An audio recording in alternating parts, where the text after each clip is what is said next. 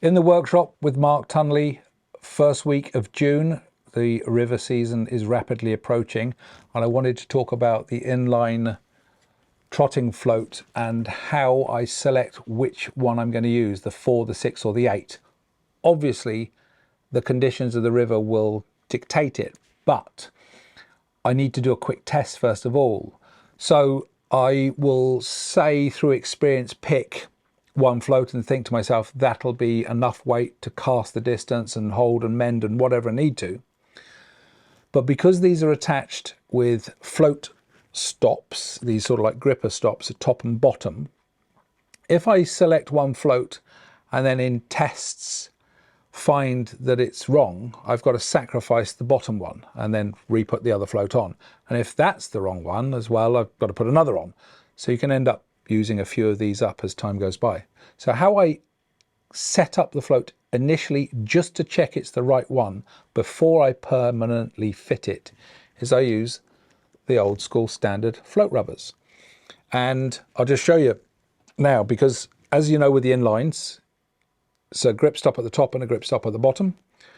But in the testing, I will put on a normal float rubber. Glasses on so I can see what I'm doing.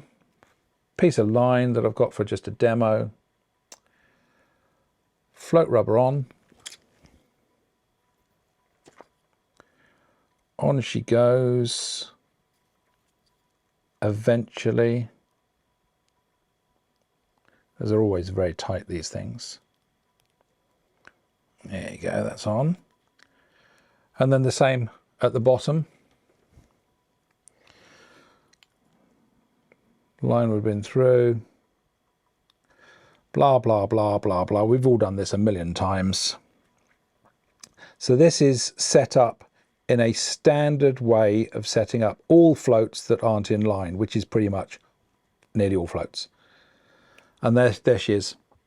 So if that's the wrong float, I can just pop off the rubber, put on the right one until I've got it. And then when that's decided, then I will fix them permanently with these float stops.